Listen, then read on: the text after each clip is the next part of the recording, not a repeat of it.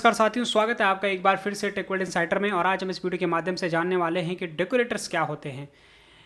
सबसे पहले हम डेकोरेटर्स के बारे में समझेंगे, उसके बाद हम डेकोरेटर को कैसे डिफाइन करते हैं उसके बेसिक समझेंगे, और लास्ट में हम एक प्रोग्राम बना के देखेंगे, उसको प्रॉपर ढंग से प्रैक्टिकल करके देखेंगे और रन करके देखेंगे डेकोरेटर्स को। चलिए, डेकोरेटर्स क्या होते हैं। पाइथन में डेकोरेटर्स जो है एक पावरफुल फीचर्स है, एक एडवांस फीचर्स है, एक पैटर्न है जो कि हमें अलाउ करता है एक फंक्शन के फंक्शनैलिटी यानी उसके फीचर्स को चेंज करने के लिए। हम उस किसी फंक्शन की फंक्शनैलिटी और उसके फीचर्स को चेंज कर सकते हैं, बट बिना उसके सोर्स कोड में चेंज किए हुए। ये डेकोरेटर्स होता है, एक स्पेशल फंक्शनैलिटी, एक स्पेशल फीचर्स है। पाइथन में डेकोरेटर्स को कई पर्पज़ के लिए यूज किया जाता है और वाइडली यूज होता है, बहुत ज़्यादा यूज किया जाता है। जैसे स्पेशली जैसे ऑथेंटिकेशन सिस्टम के लिए, जैसे कि आप फेसबुक पे जाते हैं, आप ऑथेंटिकेट करते हैं, तो उसके लिए सबसे पहले सपोज आपके अपना प्रोफाइल देखना है, कुछ देखना है, तो वो सबसे जब भी आप उस प्रोफाइल का पेज खोलोगे वो पहले आपको ऑथेंटिकेट करेगा कि आप लॉगिन हैं कि नहीं हैं। तो लॉगिन ऑथेंटिकेटर, तो लॉगिन ऑथेंटिकेटर एक अपने आप में एक डेकोरेटर होगा। वो अपना काम करेगा, पहले उसके बिहेवियर में चेंज करेगा। मतलब क्या हो रहा है यहाँ पे, आपने तो पेज लॉगिन वाला, कौन सा वाला, जो डिटेल जो आपको प्रोफाइल देखनी थी अपनी फेसबुक में, उस प्रोफाइल के लिए आपने रिक्वेस्ट की थी, लेकिन उसने क्या करा, उस वाले फंक्शन को डेकोरेट करके उसने वहाँ पे पहले आपको वैलिडेट करा कि आप लॉगिन हैं कि नहीं है, और फिर आपके प्रोफाइल पे वापस आया। तो इस प्रकार की फंक्शनलिटी के लिए डेकोरेटर्स का इस्तेमाल किया जाता है। चलिए जानते हैं डेकोरेटर कैसे रन होता है। जनरली होता क्या है कि अगर आपने फर्स्ट क्लास फंक्शन के बारे में अगर आपने नहीं पढ़ा है तो आप हमारा एक वीडियो देख सकते हैं, क्योंकि डेकोरेटर को समझने के लिए आपको फर्स्ट क्लास फंक्शन वाला वीडियो समझना होगा, फिर क्लोजर्स को समझना होगा। जब दोनों को आप अच्छे से समझेंगे तो फिर डेकोरेटर आपको बहुत आसानी से समझ में आ जाएगा। ठीक है, तो इसमें फंक्शन एज आर्गूमेंट पास किया जाता है। मतलब डेकोरेटर फंक्शन जो होता है वो हमेशा एक फंक्शन ही एज आर्गूमेंट लेता है। ठीक है, और जब डेकोरेटर को डिफाइन करता है, यानी कि जिस फंक्शन को आपको डेकोरेट करना है, तो उसके लिए फिर इस प्रकार से उसको डेकोरेट किया जाता है @ साइन लगा के, और जो डेकोरेटर फंक्शन है आपका उसका नाम यहाँ पे दे के, इन दो का इस्तेमाल करके आप किसी एक फंक्शन को मॉडिफाई कर सकते हैं या डेकोरेट कर सकते हैं। ठीक है, चलिए एक प्रोग्राम बना के देखते हैं और समझते हैं। चलिए हम यहाँ पे एक प्रोग्राम बनाते हैं डेकोरेटर्स का, और फिर उसको समझेंगे कि वो कैसे काम कर रहा है। ठीक है,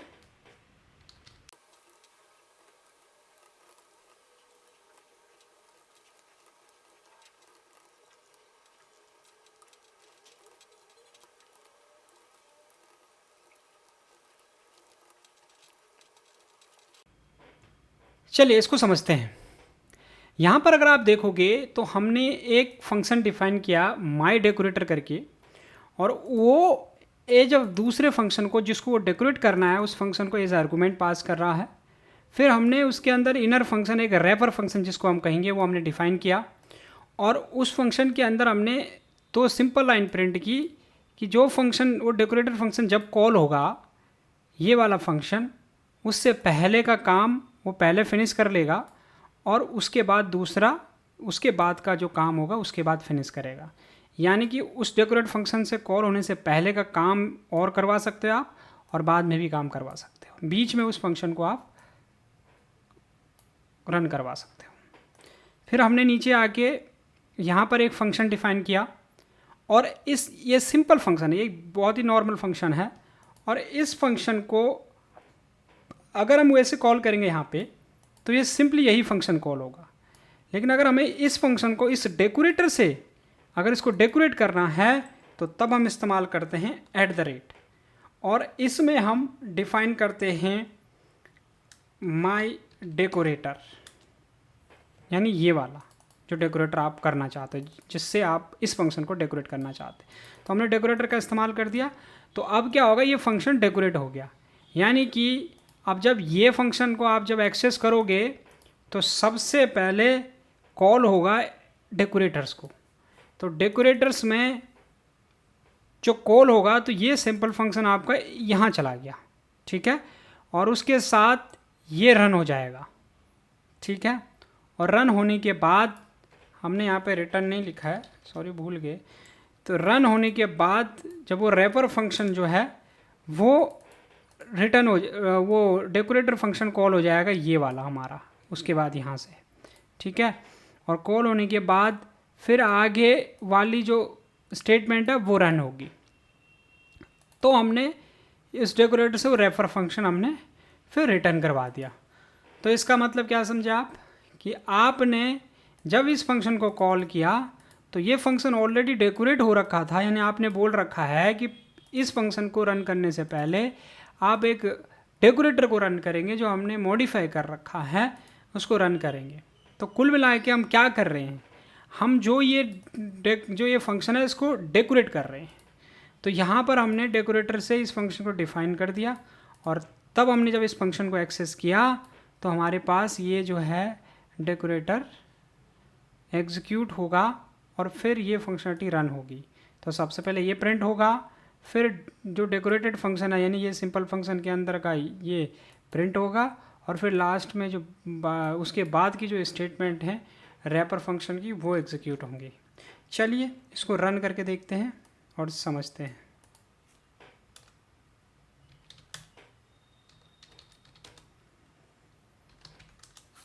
देखिए तो क्या हुआ, यहाँ पे हमने क्या किया, हमने इस डेकोरेटर फंक्शन की फंक्शनलिटी को हमने और एक्सटेंड कर दिया।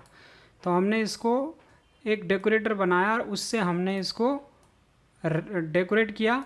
और देखिए सबसे पहले ये वाली स्टेटमेंट रन हुई, फिर उसके बाद डेकोरेटर फंक्शन रन हुआ, और उसके बाद ये वाला फंक्शन रन हुआ, ठीक है।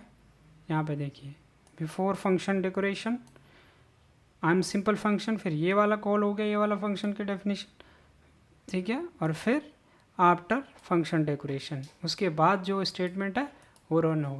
चलिए अब इसमें हम देखते हैं कि इस डेकोरेटर फंक्शंस में हम कैसे जो है आर्गुमेंट पास कैसे कर सकते हैं, क्योंकि आर्गुमेंट भी तो पास कर सकते हैं ना।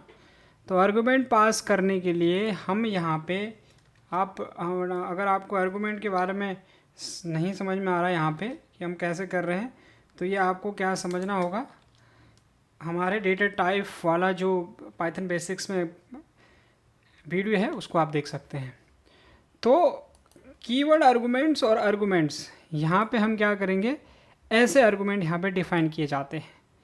तो आप अगर यहाँ से कुछ भी भेजोगे इस फंक्शन में, अगर कुछ भी पास होगा तो वो आसानी से यहाँ पास हो जाएगा, और तब आप उसी को इधर पास कर सकते हो।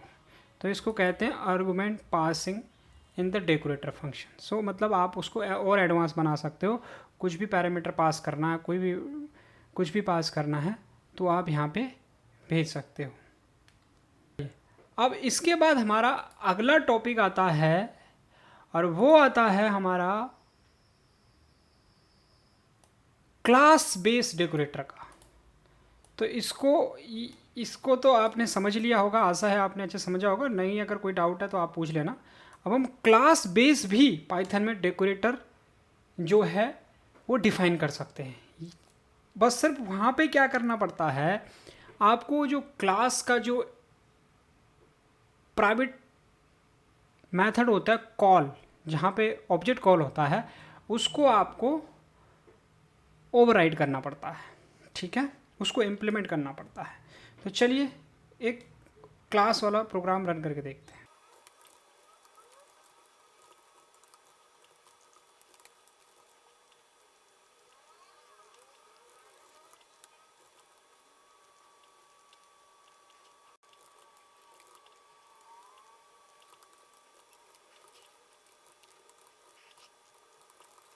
चलिए अब इसको समझते हैं। तो यहाँ पर हमने क्या किया, हमने एक अपनी custom class base decorator define किया जिसका नाम हमने रखा माई डेकोरेटर। क्लास डिफाइन की, उसमें हमने कंस्ट्रक्टर के अंदर फंक्शन को डिफाइन कर दिया। जब ये फंक्शन कॉल होगा तो वो क्लास में वो फंक्शन डेकोरेट हो जाएगा जब एक ऑब्जेक्ट क्रिएट होगा। और उसके बाद जब हम फंक्शन को कॉल करेंगे तो जब ये डेकोरेटर को जब ये कॉल करेगा तो वो इस कॉल फंक्शन को कॉल करेगा, और यहाँ पर ये हमारे डेकोरेटर फंक्शन को कॉल करेगा। ठीक है, तो यहाँ पे कन्फ्यूज मत होना, क्योंकि ये पास में मैंने ये दे दिया और यहाँ मैंने अंदर जो है ये इसका एट्रीब्यूट डिफाइन कर दिया फंक नाम से। चलिए इसको रन करके देखते हैं।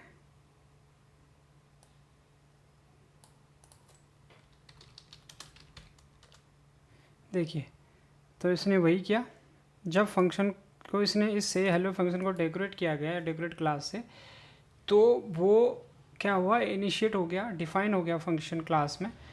और उसके बाद जब हमने इस फंक्शन को कॉल किया तो उसने डेकोरेटर क्लास के जो कॉल का फंक्शन है उसको उसने कॉल किया और उस फंक्शन को उसने एग्जीक्यूट किया हमारे डेकोरेटर को। तो ये होता है क्लास बेस्ड डेकोरेटर।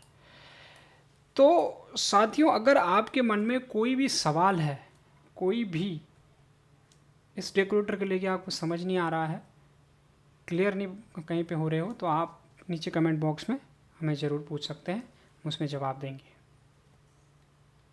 दोस्तों, अगर आपको ये वीडियो पसंद आया हो तो लाइक कीजिए, चैनल को सब्सक्राइब कीजिए और शेयर कीजिए। धन्यवाद।